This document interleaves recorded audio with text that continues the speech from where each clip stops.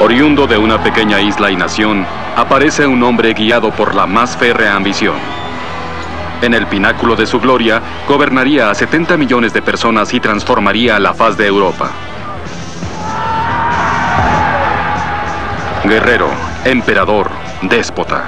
Montó el tigre de la revolución para convertirse en uno de los hombres más admirados y detestados de la historia. Napoleón Bonaparte.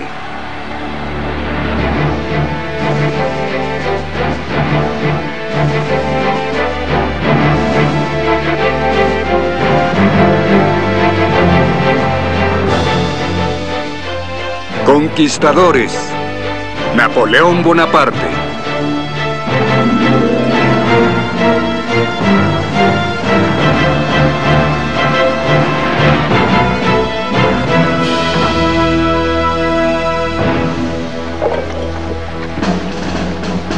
La mañana del 18 de junio de 1815, cerca de la pequeña aldea de Waterloo, en el centro de Bélgica, un ejército se prepara para la guerra. Las tropas asumen posiciones. Los cañones son transportados a sus puestos. Napoleón Bonaparte tira los dados por última vez en un sangriento desafío por recobrar su antigua gloria. Antes de caer la noche, él sabrá si su destino es el triunfo o la desgracia.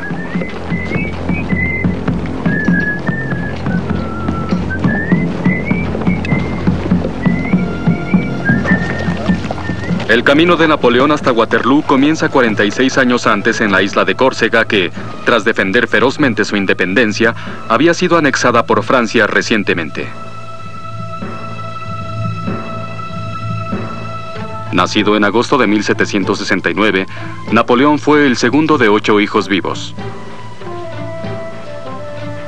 De niño era introvertido, malhumorado y callado. Sin embargo, sus padres sembraban grandes esperanzas en su joven vástago. En 1779, a los 10 años, ingresa a la Escuela Militar Francesa de Brienne. Ahí sus compañeros se burlan de su pequeña talla y de su fuerte acento italiano. Una memoria que perseguirá a Napoleón y conformará su personalidad en los años venideros. En todo caso, él muestra enorme talento para el liderazgo y la organización de juegos de guerra.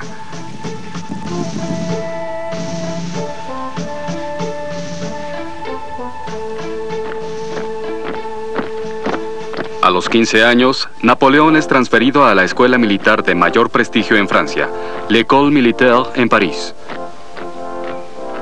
Un año más tarde, se gradúa en el lugar 42 de una generación de 46 cadetes.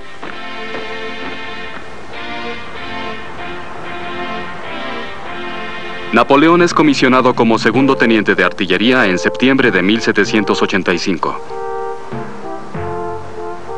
Para un hombre ambicioso, la elección resulta fortuita.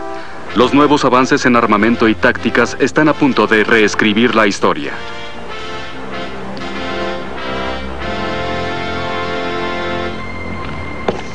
Experto en el manejo del armamento de campo y en el comando de tropas, Napoleón mostrará un inusitado genio en el dominio del poder de la pólvora contra las filas de cualquier ejército. Sus planes son aprovechar su pericia para arrebatar a los franceses el mando de su natal Córcega, pero él mismo es arrebatado por un drama de mucho mayores dimensiones. La primera oleada de la revolución azota a Francia junto con uno de los grandes debates de su época, la monarquía contra la democracia. De un lado se encuentra la minoría privilegiada.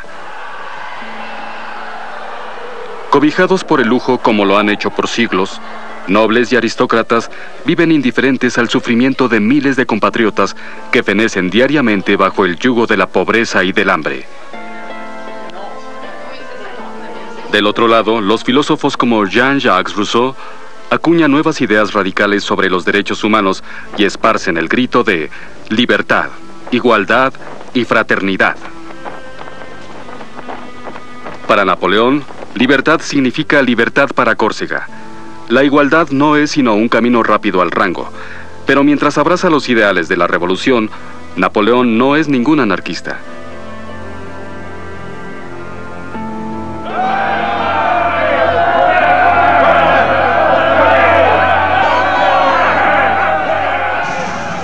El 10 de agosto de 1792, el descontento hierve en las calles. Una muchedumbre invade el palacio del rey Luis XVI. A su lado marcha parte de la Guardia Nacional de París. Desde el principio, resulta evidente que la sangre correrá y Napoleón es testigo.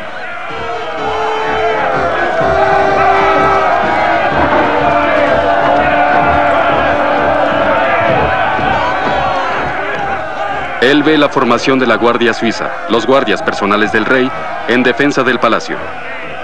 Pero ellos están en tremenda desventaja en número y en armamento.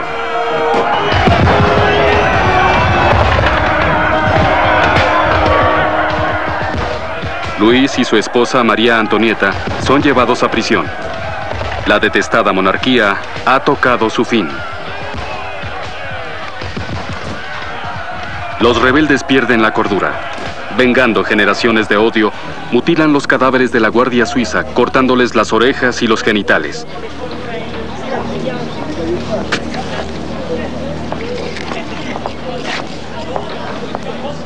Napoleón siente repugnancia por semejante carnicería y por el resto de su vida las muchedumbres lo aterrarán. Pero lo peor aún se avecina. En 1793, Luis XVI y María Antonieta son conducidos a la guillotina.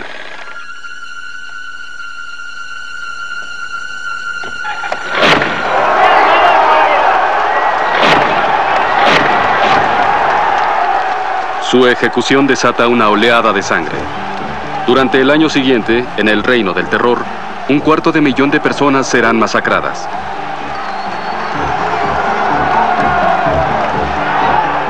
Las ejecuciones inflaman la primera crisis de la nueva república, la guerra civil. Miles de oficiales renuncian a sus puestos. Aprovechando la oportunidad de avance, Napoleón jura lealtad al gobierno y a la revolución. Fraternité, égalité, liberté, être toujours le meilleur. Su alianza no pasará desapercibida. Para el verano de 1793, Francia está en guerra consigo misma y con la mayor parte de Europa.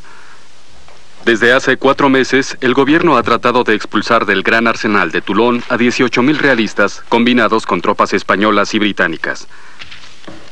Napoleón está al mando de la artillería. Contra el ennemi, les Anglais, ici. Sus superiores, no obstante, se muestran escépticos cuando él delinea un plan heterodoxo para sitiar la bahía en lugar de la ciudad.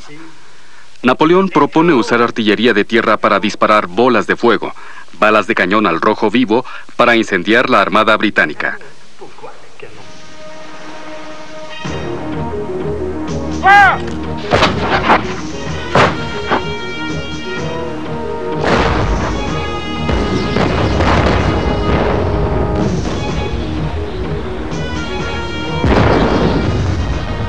...48 horas más tarde, para salvar sus barcos, los británicos se repliegan. Gracias a esta victoria, Napoleón se convierte en brigadier general. Tiene 24 años de edad y el tiempo está de su lado.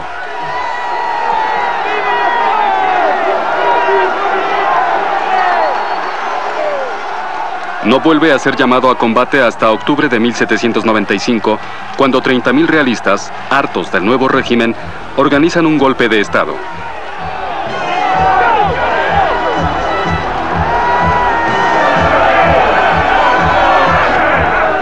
Prevenido del ataque, Napoleón tiene tiempo de sobra para prepararles una sorpresa a los rebeldes.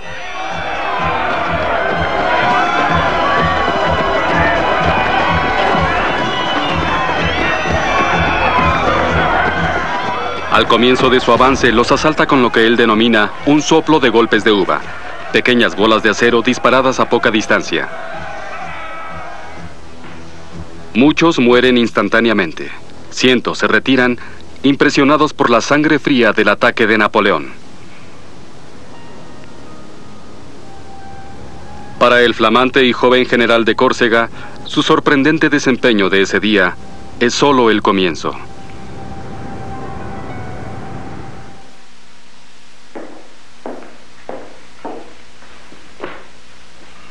Antes de cumplir los 26 años, Napoleón Bonaparte ha llevado la revolución al cenit de su éxito.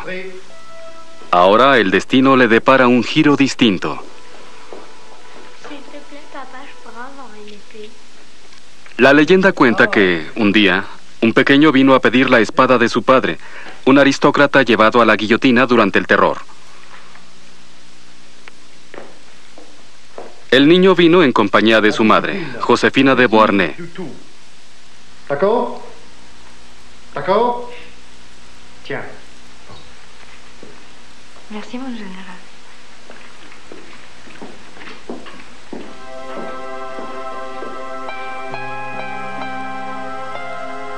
Resulta más probable que Napoleón haya conocido a Josefina gracias a un compañero del ejército, uno de los numerosos amantes de Josefina. Sea como fuere, Napoleón queda fascinado. Apasionada y mundana, Josefina lo deslumbra con su elegancia y carisma. Desoyendo los consejos de su abogado, que piensa que Napoleón no tiene nada que ofrecer más que su capa y su espada, ella accede a desposarlo.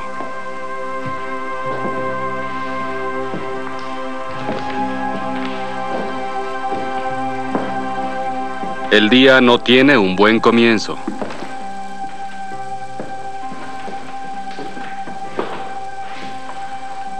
Napoleón llega 3 horas tarde a su propia boda.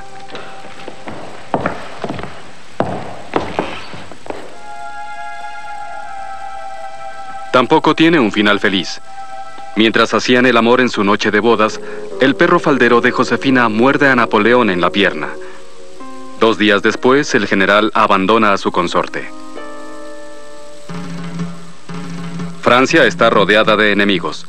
Temiendo que se esparza el espíritu de la revolución, Gran Bretaña se prepara para luchar. En Italia, Francia ya ha entrado en guerra contra Austria, que a su vez está aliada con Rusia.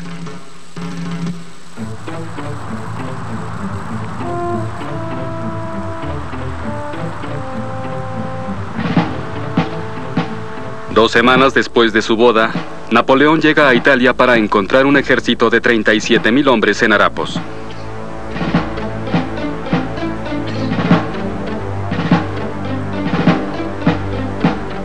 Excedidos en número, con pocas provisiones y totalmente desmoralizados, sus tropas necesitan algo que les levante el ánimo. Su nuevo general no parece dar la talla para la misión. Mide apenas 1,60 m y tiene solo 27 años de edad. Pero a Napoleón no le falta audacia o ingenio. Je vais vous emmener. Les habla del poder que ejercerán sobre grandes provincias y les promete gloria y riqueza si derrotan a Austria. Unas horas después, sus hombres están en marcha.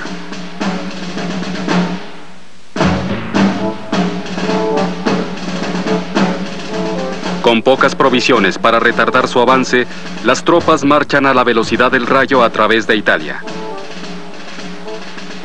Para asegurar una serie de victorias, Napoleón adopta una estrategia poco convencional: atacar primero el centro del enemigo y después sus flancos. Su éxito lo hace ganarse admiración y un apodo: el Pequeño Cabo. Aldea tras aldea, a lo largo del camino, Napoleón planta árboles de libertad, símbolos vivientes de la revolución que echan raíces a lo largo de Europa.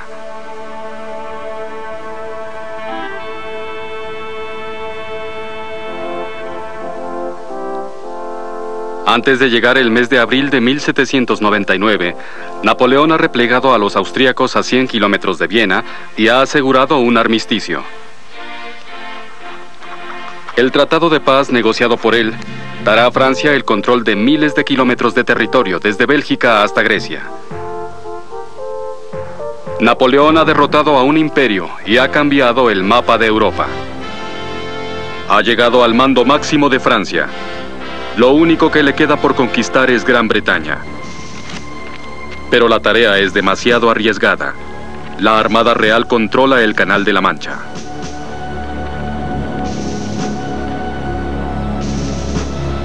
No queriendo arriesgarse al desastre, los franceses se remontan a un antiguo plan para invadir Gran Bretaña indirectamente. Antes, en julio de 1798, 35.000 soldados zarpan, no hacia Inglaterra, sino hacia la tierra de los faraones. Egipto es el centro del comercio británico del Mediterráneo, además de ser el paso a la India.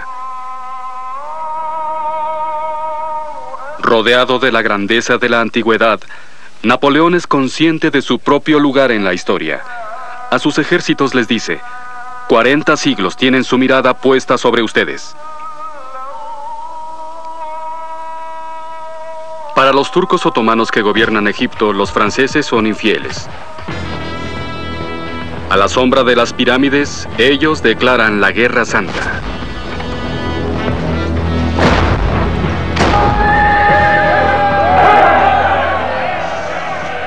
Pero su táctica obsoleta no amenaza a las disciplinadas huestes napoleónicas. Mientras, en Egipto, Napoleón tiene una reunión secreta. 500 artistas, ingenieros y científicos se hacen a la tarea de descubrir y registrar todo lo que pueden de los tesoros del antiguo Egipto. Entre estos se encuentra la piedra Rosetta, la invaluable clave para descifrar los jeroglíficos y la historia de los faraones. Pero a pesar de gozar de una considerable ventaja, Egipto se convierte en una trampa mortal. 4 meses tras la llegada de Napoleón, el almirante británico Horatio Nelson acorrala a la flota francesa en el Nilo y la destruye. Devastado, melancólico y diezmado por la fiebre bubónica, el ejército queda atrapado en el desierto por 1 año más. A pesar de que Napoleón escribe fielmente a su esposa, corren rumores de que Josefina tiene una aventura. Aún peor, las cartas a su hermano José acerca de estos amoríos misteriosamente se filtran a la prensa británica, haciéndolo el hazmerreír del pueblo. Cuando Napoleón regresa a casa en octubre de 1799, se rehúsa a ver a su esposa. Tras los ruegos de Josefina, él la acepta una vez más. A partir de ahora, él también tomará una serie de amantes. El primer amor de Napoleón, Desirée Clary, se reúne secretamente con él a su regreso de Egipto. Pero ella nunca lo perdonó por no haberla desposado a ella y pronto contraerá matrimonio con uno de sus archienemigos. La famosa soprano Josefina Grazzini conquistó a Napoleón con su voz más que con su cuerpo y llevaba consigo su retrato a donde quiera que fuese. Paulina Fauré fue conocida como la Cleopatra de Napoleón. Napoleón ordena a su marido, uno de sus tenientes, que regrese a Europa para poder vivir con ella en Cairo. María Waleska, una condesa polaca, se disfrazó de campesina para conocerlo. Al principio fue una amante poco dispuesta, pero pronto le daría un bebé, el primer hijo de Napoleón.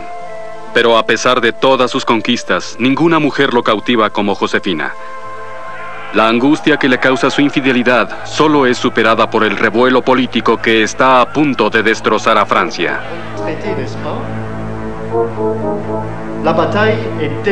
Los viejos aliados de Napoleón, incluyendo a su hermano Lucien, organizan un golpe de estado. Con el apoyo de las tropas napoleónicas, toman el control del gobierno sin disparar una sola bala. En el transcurso de un mes, los ideales de la revolución serán desechados y el liderazgo francés recaerá en los hombros de un hombre. En febrero de 1800 da inicio la dictadura de Napoleón. Tras años de guerras y regímenes inundados de corrupción e incompetencia, la primera tarea de Napoleón es la restauración del orden. Él reestructura el gobierno, convirtiéndolo en una eficiente maquinaria bélica. Sanea las finanzas del país, creando el Banco Nacional de Francia.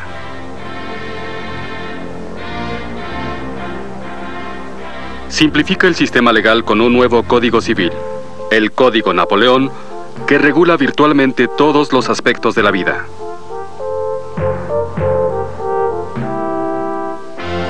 A pesar de no ser creyente, reinaugura las iglesias prohibidas durante la Revolución. Pero lo que la gente más anhela es la paz. Y el viejo rival de Francia, Austria, ha iniciado movilizaciones una vez más.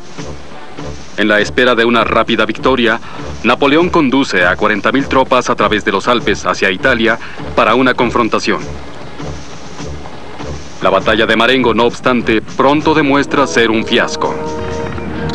Una insuficiente labor de reconocimiento, seguida de un ataque sorpresa, atrapa a Napoleón con 2 divisiones faltantes, menguando su fuerza a la mitad.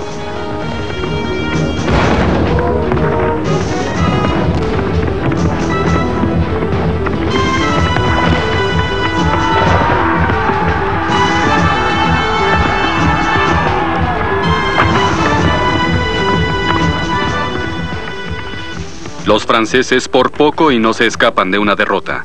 Pero en sus despachos a París, Napoleón distorsiona la verdad. La llama una victoria aplastante. Más tarde, reescribiría la historia y elevaría la batalla de Marengo a calidad de leyenda. Napoleón había cumplido su promesa de traer la paz a Francia por medio de la victoria. En 1802, una nación agradecida lo nombra jefe de Estado vitalicio. Se toma un voto para reemplazar la república con un imperio, bajo el modelo del que tuviera Carlomagno 1000 años atrás. Napoleón se encuentra a un solo paso del trono. El 2 de diciembre de 1804, en la Catedral de Notre Dame de París, se lleva a cabo la coronación. Vestido con una suntuosa capa de armiño, Napoleón hace traer de Roma al Papa Pío VII para que presida la ceremonia.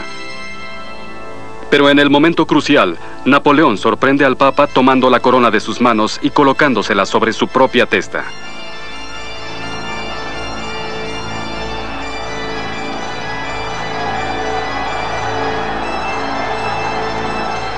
A continuación, el emperador hace de Josefina su emperatriz.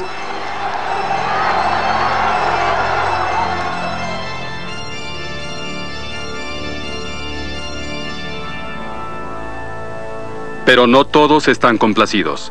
Su madre se rehúsa a asistir a la coronación.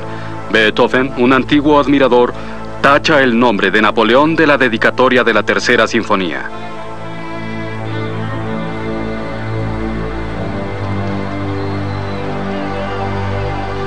El emperador romano, de propia estampa, es amo de Francia entera. Pero más allá de las fronteras, sus enemigos continúan conspirando contra él. En los días siguientes habrá poco tiempo para disfrutar del trono.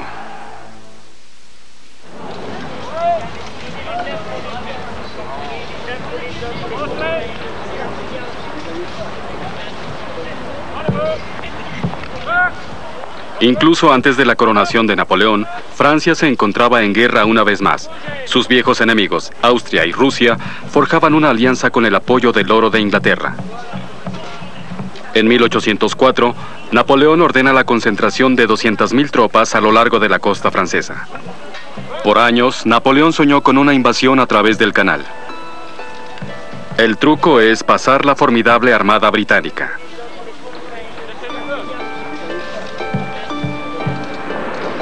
Cien años antes de su tiempo, Napoleón considera seriamente construir un túnel bajo el Canal de la Mancha y usar globos de Cantoya para transportar sus tropas.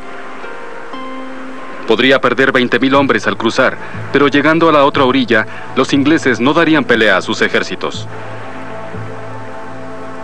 Alarmado por la amenaza de invasión, el primer ministro británico, William Pitt, alienta a los antiguos enemigos de Napoleón a reunirse en el Rin.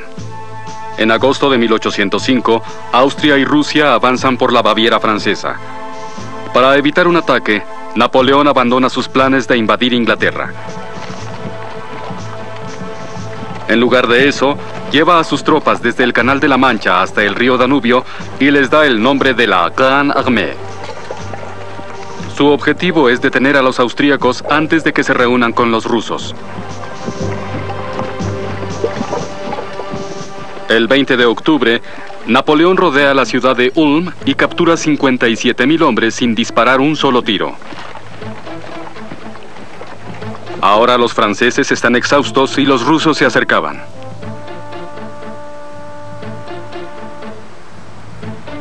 Para Napoleón, sin embargo, detenerse o replegarse es algo impensable. Está determinado a conducir a sus enemigos hacia una batalla decisiva. Cerca del pequeño pueblo de Austerlitz, les prepara una trampa.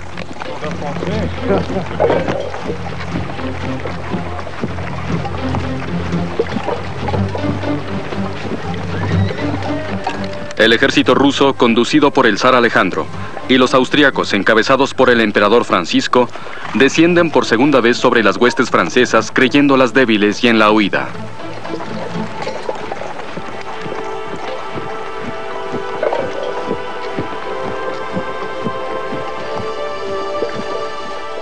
Pero Napoleón tiene confianza. Les dice a sus hombres: antes de caer la noche de mañana, ese ejército será mío. En un destello de genialidad, ordena a sus tropas evacuar al amanecer Austerlitz y la planicie circunvecina.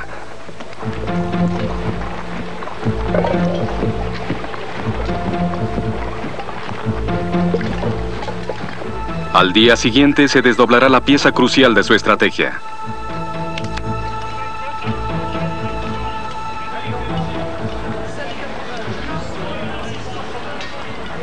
La víspera de la batalla coincide con el primer aniversario de Napoleón como emperador y sus tropas le preparan una enorme celebración. Durante su recorrido de un puesto a otro, Napoleón saluda a sus hombres por su nombre, ríe y bromea con ellos.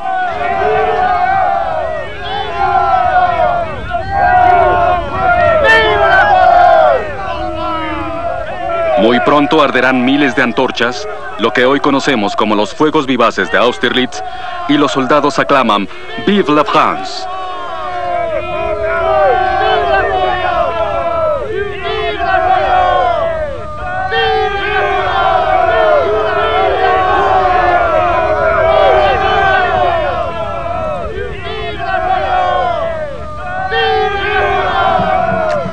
A la mañana siguiente, una pesada niebla oculta la escena inicial de la obra de Napoleón.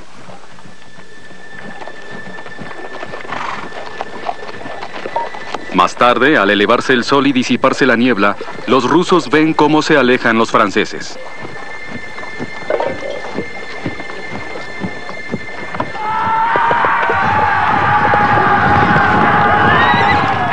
Creyendo que se encuentran en repliegue, 25 granaderos rusos arremeten contra ellos.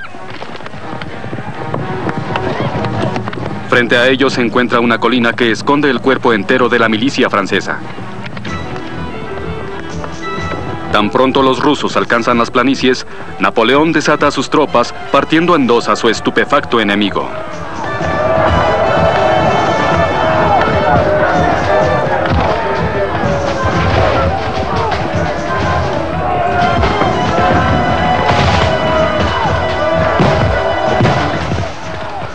Napoleón vence a un ejército formidable y a una alianza peligrosa con una de las maniobras más brillantes de la historia militar.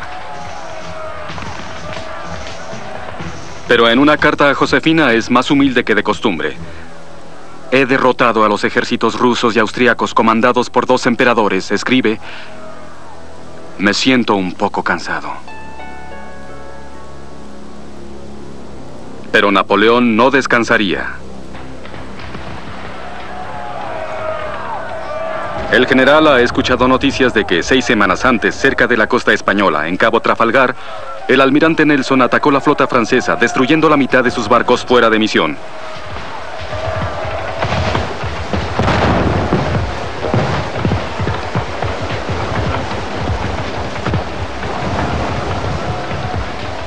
Nelson pagó su victoria con la vida y destruyó el sueño napoleónico de invadir Inglaterra.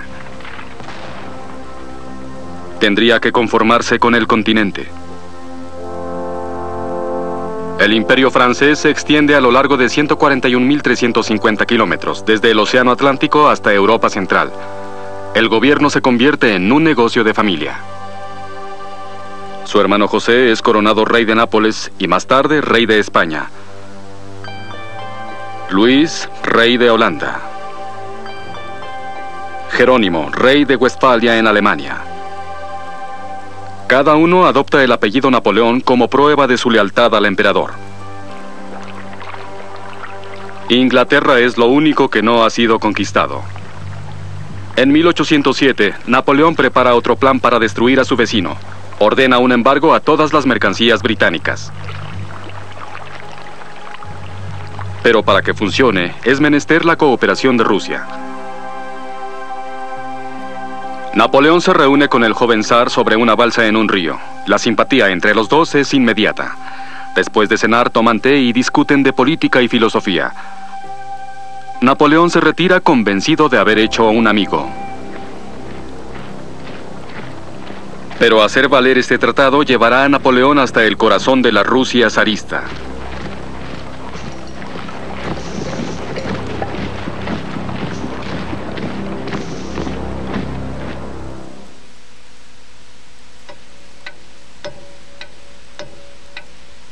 Antes de cumplir los 40 años, el imperio de Napoleón Bonaparte ha alcanzado su cúspide. Su fuerza de voluntad y su personalidad controlan los destinos de 70 millones de personas.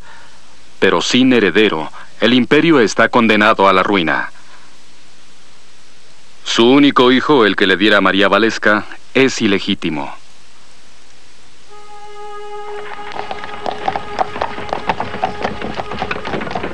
Su matrimonio con Josefina ha esparcido incontables rumores de infidelidad, pero ningún vástago. Irónicamente, después de 13 años, ella lo ama más que nunca. Pero tras una terrible caída de un balcón años atrás, ella no puede darle hijos.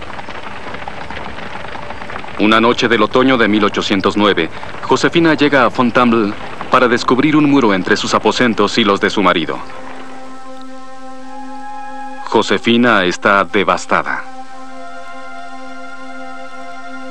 Aún te amo, dice él, pero la política no tiene corazón.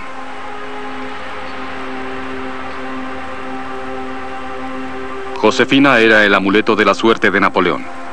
Con su sustituta, la sobrina nieta de María Antonieta, su suerte cambiará. En abril de 1810, Napoleón contrae nupcias con María Luisa, la bella hija de 18 años de su antiguo enemigo, el emperador de Austria. En menos de un año, ella trae al mundo a un varón. Lleno de júbilo, su padre lo apoda el Rey de Roma. Por derecho de nacimiento, al niño le corresponde un imperio. Por decreto de Napoleón, París será algo fabuloso y sin precedentes. Comisiona la construcción de 3 nuevos puentes para cruzar el Sena y 2 nuevos monumentos. El Arco del Carrusel conmemora los logros heroicos de la Grande Armée.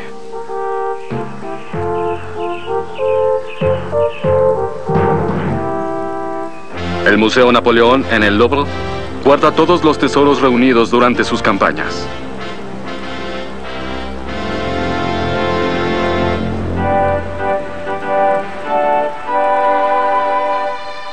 Pero mientras París brilla, el lustre de Napoleón se desvanece. En una serie de pinturas, Francisco Goya documenta los horrores de la ocupación francesa en España.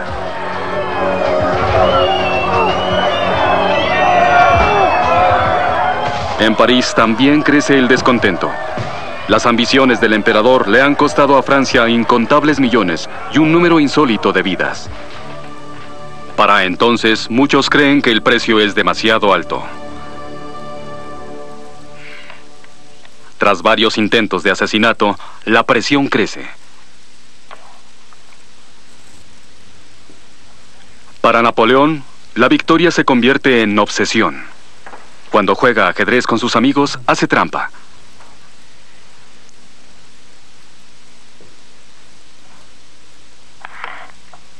Convencido de su infalibilidad, muy pronto hará uno de sus más grandes errores.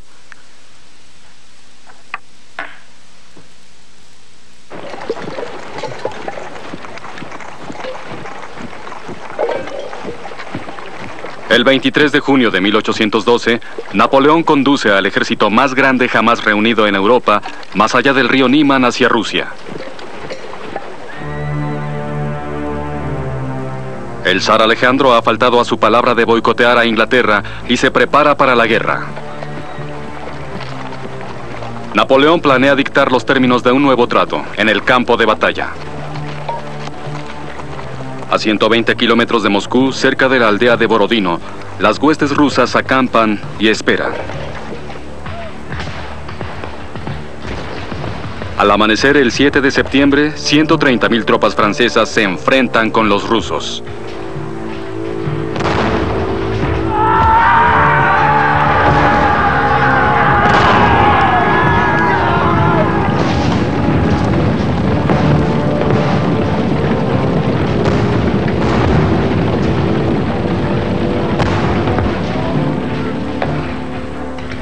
Finalmente, exhaustos, los rusos se retiran.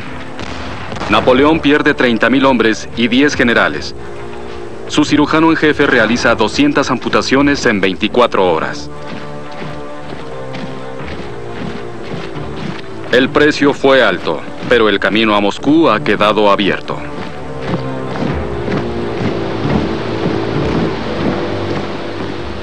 Cuando Napoleón llega, encuentra la ciudad abandonada.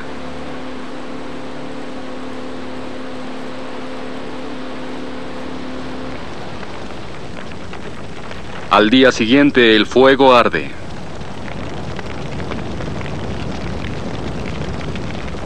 Dos tercios de Moscú son destruidos por incendiarios. Durante 5 semanas, Napoleón espera la rendición del zar, pero Alejandro tiene un esquema de victoria propio. El invierno ruso comienza a arreciar. Las provisiones se les terminaron y Napoleón amargamente ordenó la retirada. Es entonces cuando los rusos lanzan su más cruel ataque. Persiguen a los franceses, forzándolos a regresar a Borodino, sobre los cuerpos putrefactos de sus camaradas.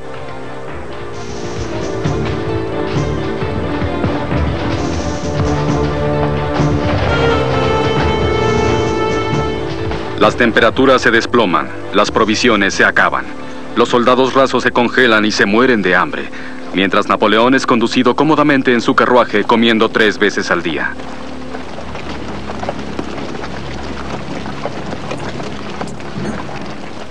Para los franceses, la campaña se convierte en una carrera al río Bresina, es decir, el cruce a Polonia donde los espera la seguridad. Pero los rusos llegan primero.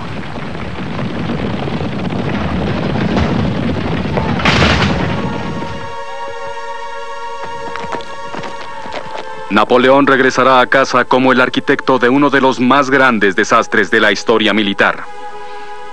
Lo que fuera una vez el más grandioso de los ejércitos está en la ruina. Su imperio se derrumba, sus enemigos le declaran la guerra. Muy pronto, las fuerzas aliadas de 5 naciones entrarán a París. El destino de Napoleón está escrito.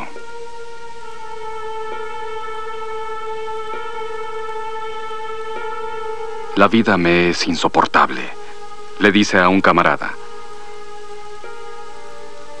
En la más oscura de sus horas, contempla el suicidio y le pide a su médico que le prepare un veneno. El veneno era suficiente para matar a 2 hombres. Pero su cuerpo lo rechaza. Napoleón quiso abandonar la vida. Ahora, en lugar de eso, tendrá que abandonar Francia.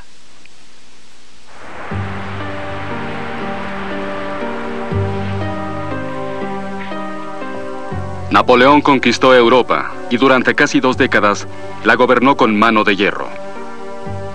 Ahora sus enemigos no aceptarán menos que la rendición incondicional.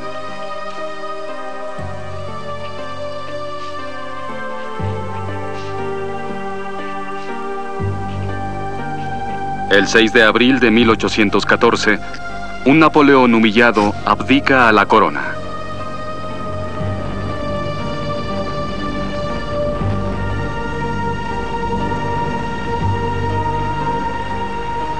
2 semanas más tarde, Napoleón abandona Fontainebleau por última vez. 600 tropas leales y 4 cañones lo seguirán a su exilio. Su destino es Elba, una pequeña isla en el Mediterráneo, a escasa distancia de su Córcega natal. Ahí lo llamarán en burla emperador y soberano.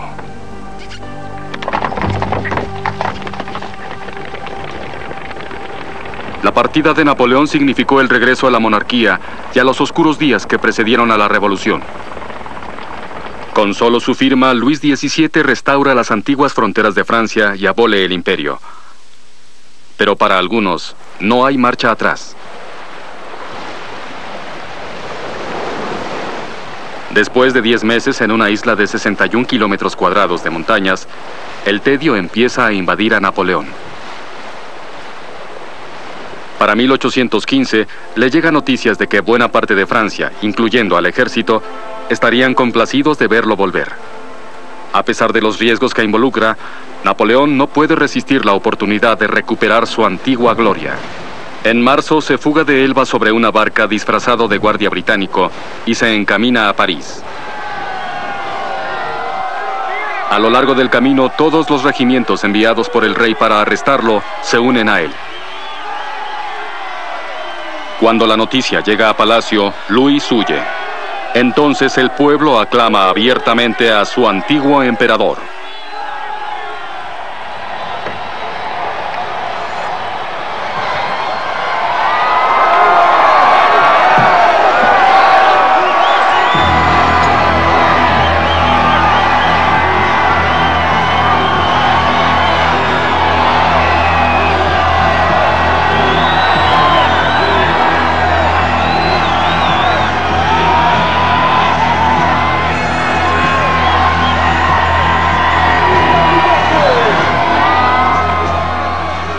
Napoleón promete salvar a Francia.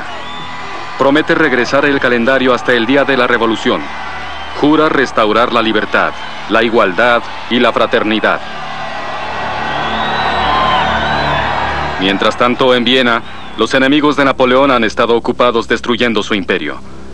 Cuando reciben las noticias del regreso de Napoleón, lo declaran oficialmente un usurpador.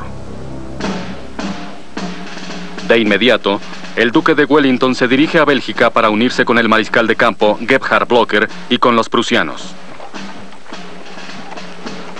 A pesar de que superan casi 2-1 al ejército de Napoleón, Wellington es demasiado listo para subestimar a su oponente. Tener a Boney a la cabeza vale 40.000 hombres. Sentencia. Napoleón tiene 2 alternativas: quedarse a defender París o dirigirse al este y abrir una brecha entre ingleses y prusianos.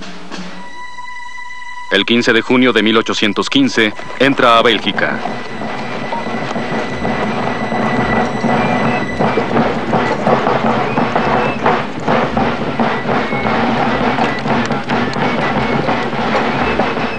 Al día siguiente, Napoleón ataca a los prusianos en 2 frentes.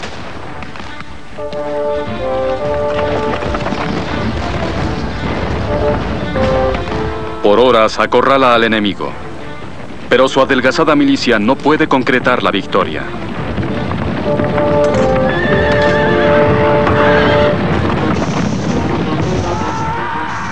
Solo un último asalto de la guardia de élite francesa obliga a los prusianos al repliegue.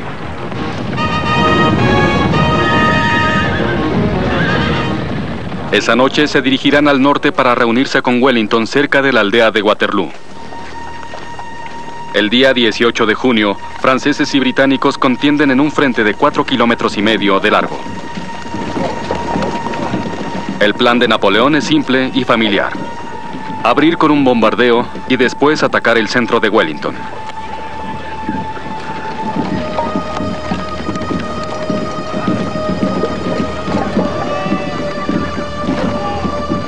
Despliega 4 divisiones hacia el flanco izquierdo y 3 más hacia el derecho. Wellington toma los terrenos altos, alistando a sus fuerzas a lo largo de la cima de Mont Saint-Jean. Su flanco izquierdo quedará abierto para esperar a que lleguen los refuerzos prusianos.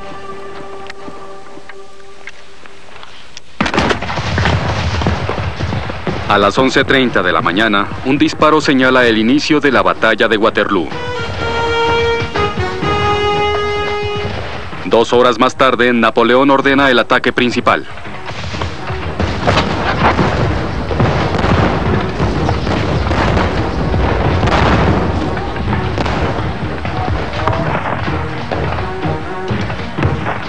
Pero sus hombres se forman en una alineación obsoleta que ofrece a Wellington el blanco perfecto.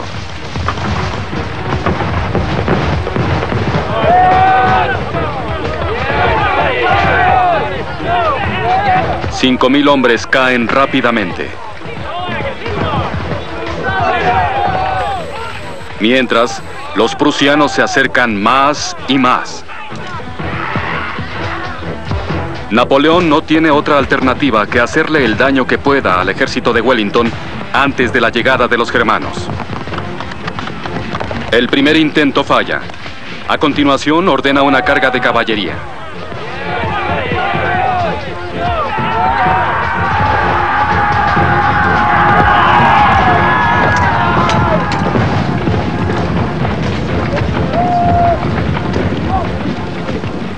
Los británicos se forman en 20 cuadros intercedidos por cañones. Las 2 horas siguientes ven cómo buena parte de la caballería francesa se separa y muere en las líneas inglesas.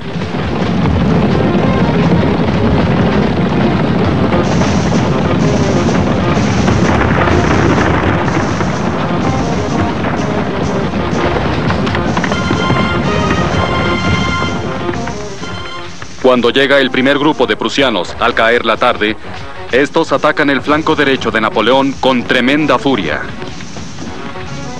Sin embargo, los franceses siguen la lucha valerosamente, incluso logran romper las líneas de Wellington antes de ser expulsados. Más tarde, un segundo grupo de prusianos aparece de la nada. Como si vinieran en fila, Wellington se precipita a reunirse con ellos.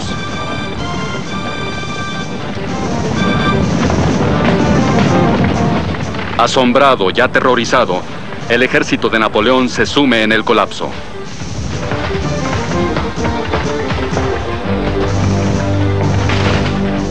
Ganar la batalla de Waterloo le costó a Wellington 20,000 hombres. A Napoleón le costó el doble perderla.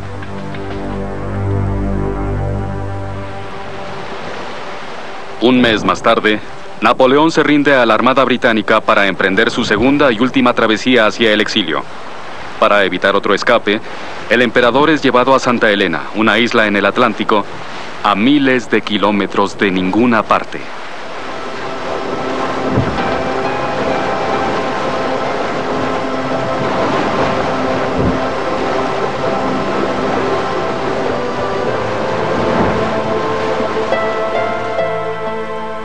Napoleón detestaba a Longwood, su hogar en Santa Elena.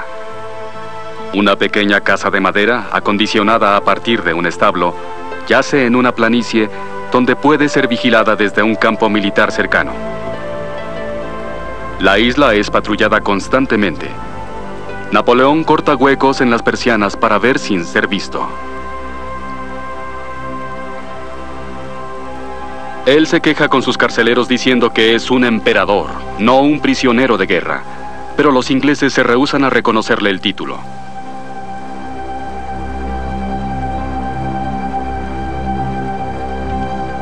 Après la bataille. Après la bataille. Acerca de su famoso genio militar, Napoleón escribe: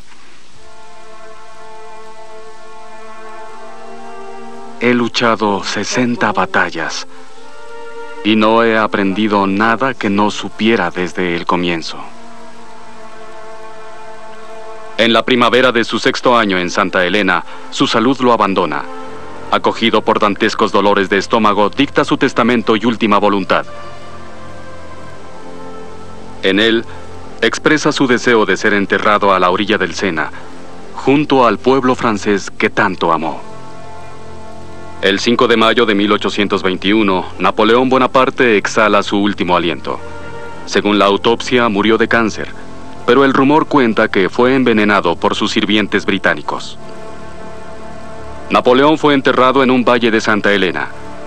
Sus hombres discuten la inscripción y finalmente, esta queda en blanco. 19 años después de su muerte, el rey Luis Felipe solicita a Inglaterra la devolución de sus restos a Francia. Hoy yace en la iglesia militar Les Invalides en París. Un tributo adecuado para un hombre extraordinario.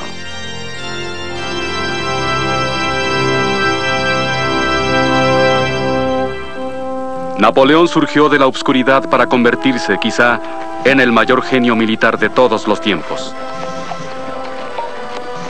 Mandó un ejército de 500.000 de hombres a través de millones de kilómetros y conquistó un continente. Sacó a una nación devastada de la revolución y la transformó en imperio. Apasionado, ambicioso, egocéntrico. Fue también un visionario, un héroe, un conquistador. Ese fue Napoleón Bonaparte.